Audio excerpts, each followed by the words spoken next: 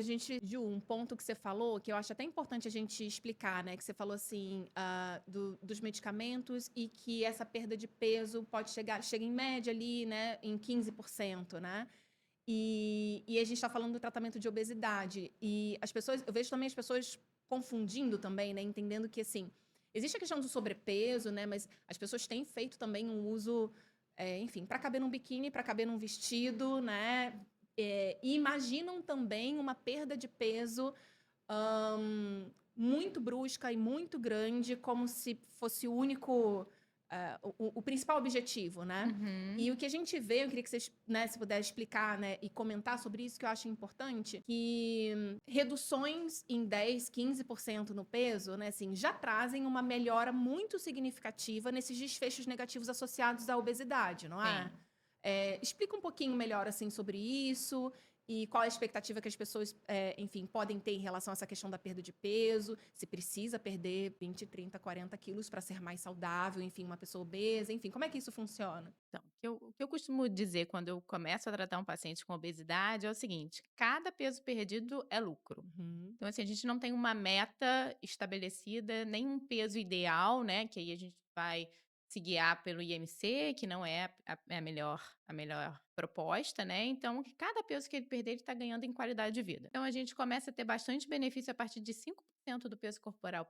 perdido, e isso, cada peso que se perde, mais benefício você tem. Então, acima de 16%, quando eu comentei antes, a gente diminui as causas de mortalidade relacionadas à obesidade. Que causas são essas? São doenças cardiovasculares, determinadas neoplasias, né? Que a obesidade é um fator de risco sim. importante. Então, doença hepática gordurosa. Então, doença hepática gordurosa, síndrome do ovário policístico, 7 a 10% de perda de peso, você já vai estar fazendo o seu tratamento, né? Então, perder peso é tratamento para uma série de outras doenças.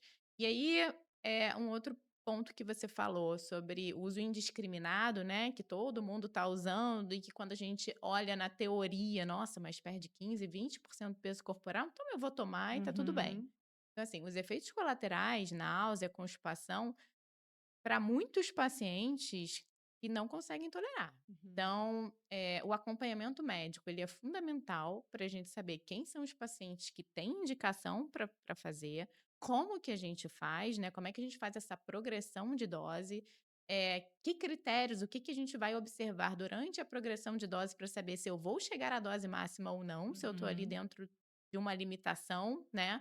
Então, se o paciente responde muito bem com doses muito baixas, a gente pode deixar a dose mais baixa. Não é todo mundo que precisa chegar na dose máxima. A grande maioria das pessoas com obesidade, que tem muito peso para perder, vai chegar na dose máxima desde que ela se tolere. tolerar. Uhum, Tem um efeito colateral que é muito limitante, que é a fadiga. Então, uhum, assim, tem muitas pessoas que começam a fazer e não conseguem chegar, não só pela náusea, que, como a gente vai titulando a dose devagar, começa numa dose mínima e vai subindo, boa parte das pessoas vai se acomodando nesse efeito colateral até que ele melhora. Mas a fadiga, às vezes, da pessoa não conseguir mais fazer exercício. Isso é um ponto, um limite, assim, bem tênue. Não, diminuir a atividade física é tudo que a gente não quer, sim. né, que aconteça. Então, ter o acompanhamento médico regular para você saber exatamente o que você está fazendo e, principalmente, existem contraindicações para a medicação, né. Então, pacientes que têm história de câncer medular de tireoide, câncer de medular de tireoide na família, história de pancreatite, que tem cálculo na vesícula, então pode piorar, pode levar a uma crise de cálculo biliar. Então, tudo isso tem que ser avaliado antes de começar a medicação. Então, definitivamente, o uso indiscriminado por conta própria não é a melhor opção, não é uma boa ideia. Perfeito. Então não é só chegar na farmácia e pedir, comprar e levar e tomar em casa. Não é. Precisa passar por avaliação médica sempre, ok?